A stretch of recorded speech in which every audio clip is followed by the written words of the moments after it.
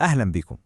كلنا مرينا باللحظة المحبطة دي لما بنكون في نص حاجة مهمة سواء شغل أو بنتفرج على فيلم وفجأة ال VPN يفصل وكل حاجة تتجمد في مكانها. ده فعلا واحد من أكتر الألغاز المحيرة في عالم الإنترنت اليومين دول. النهاردة هنفك شفرة اللغز ده سوا. يلا بينا. وهو ده بالظبط السؤال اللي بيخلي الواحد يشد في شعره. يعني بتبقى قاعد في أمان الله وفجأة الاتصال يقع. ليه بقى ده بيحصل؟ إيه اللي بيخلي الحماية دي تختفي في ثانية؟ خلينا ندخل في التفاصيل ونفهم القصة. السيناريو الأول والأشهر، بتبقى مندمج تماما مع الأحداث وفجأة تلاقي الصورة وقفت والتحميل بيلف إلى ما لا نهاية. أو السيناريو التاني بتكون بتقرا مقال مهم، تدوس على لينك تلاقي صفحة بيضاء قدامك كأن حد شال فيشة الإنترنت كلها. وهنا بقى الخطر الحقيقي. الموضوع مش بس إن النت فصل، لأ، الأخطر هو إن في اللحظة دي بالذات كل حماية ال VPN بتنهار، وعنوان ال IP الحقيقي بيكون مكشوف لأي حد. وده بينسف تماماً الهدف الأساسي من استخدام ال VPN من الأول. طيب، عشان نفهم أبعاد المشكلة لازم نرجع خطوة لورا ونسأل نفسنا سؤال بسيط: هو ال VPN أصلاً بيوعدنا بإيه؟ ببساطة شديدة، ال VPN بيخلق طبقة حماية إضافية. هو خدمة بتخلي الاتصال بالإنترنت يبان كأنه طالع من شبكة خاصة ومؤمنة، والأهم من كل ده إنها بتشفر كل البيانات اللي بتتحرك من وإلى الجهاز. الطريقة اللي بيشتغل بيها اسمها نفق ال VPN. ممكن نتخيلها كأنها رحلة جوه أنبوب آمن ومقفول.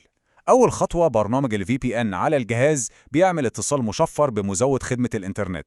تاني خطوة، مزود الخدمة بيوصلنا بسيرفر ال VPN والاتصال ده بيفضل مشفر. تالت خطوة، السيرفر نفسه بيفك تشفير الطلب ده ويتصل بالإنترنت بالنيابة عننا. وأخيراً، السيرفر يرجع يبعت البيانات تاني من خلال نفس النفق المشفر ده. أوكي، فهمنا بيشتغل إزاي. نيجي بقى لصلب الموضوع. إيه اللي بيخلي المنظومة المحكمة دي تقع فجأة وبدون سابق إنذار؟ الحقيقة مفيش سبب واحد بس. الموضوع أشبه بشبكة من الأسباب المتداخلة. ممكن تكون حاجة بسيطة جدا زي التنقل من الواي فاي لداتا الموبايل، أو إن السيرفر اللي تم اختياره عليه ضغط كبير. وممكن تكون حاجات أعمق شوية ليها علاقة بالبروتوكول المستخدم، أو حتى ميزة أمان شغالة في الخلفية وإحنا مش واخدين بالنا. خلينا نفصص أهم الأسباب دي. خلينا نبدأ بالسبب الأشهر على الإطلاق.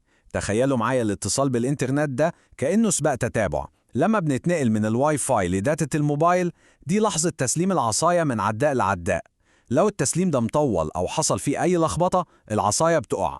ال VPN بيحتاج جزء من الثانية عشان يسلم العصاية دي للشبكة الجديدة، وأي تأخير بيوقع الاتصال كله.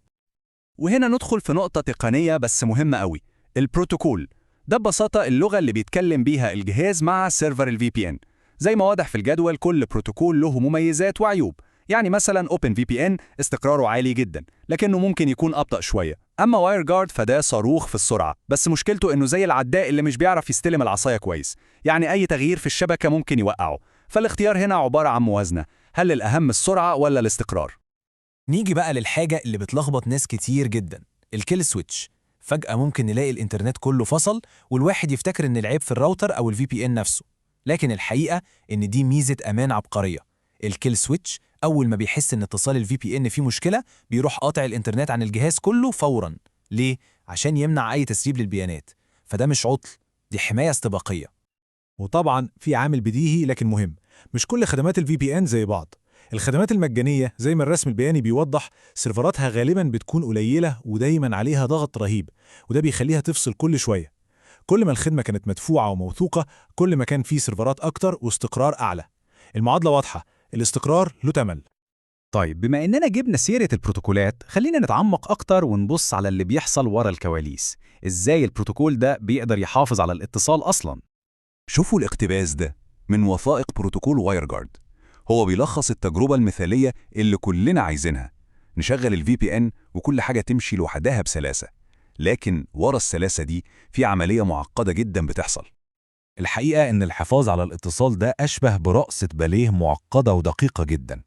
البروتوكول شغال طول الوقت في الخلفية، بيعمل حاجة اسمها مصافحات أو هاندشيكس، ودي كأن الجهاز والسيرفر بيسلموا على بعض كل كام ثانية عشان يتأكدوا إنهم لسه على اتصال.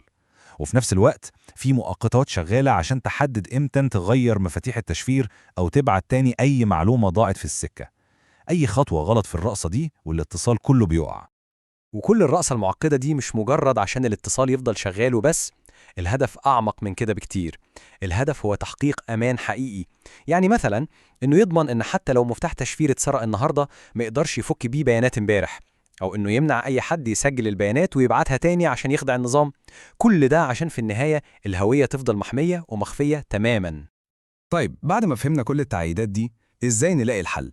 هل الحل إننا نرمي ال VPN اللي بنستخدمه ونجيب واحد جديد وخلاص؟ الإجابة غالباً بتكون لأ. النقطة المحورية هنا هي إن الانقطاعات دي مش صدفة، هي نتيجة منطقية جدا للتفاعل بين كل العوامل اللي اتكلمنا فيها: إعدادات الجهاز، طبيعة الشبكة، ومزود الخدمة نفسه. فهم التفاعل ده هو اللي هيوصلنا للحل. إذن الخلاصة إن الاستقرار مش بيجي من عامل واحد، لأ، هو توليفة صح بين ال5 عوامل دول.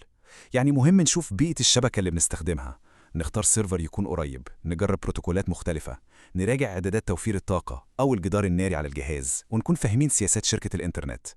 الحل مش في تغيير البرنامج، الحل في تظبيط التوليفة دي عشان تناسب ظروفنا. وده وصلنا لسؤال أخير ومهم جدا. لما بنظبط إعدادات ال VPN، هل بيكون كل التركيز على السرعة وبس؟ ولا بنفكر في الموازنة بين السرعة والحاجة الأهم، وهي إن الاتصال يفضل مستقر وآمن؟ الإجابة على السؤال ده ممكن تغير طريقة استخدامنا لل VPN تماما. فكروا فيها.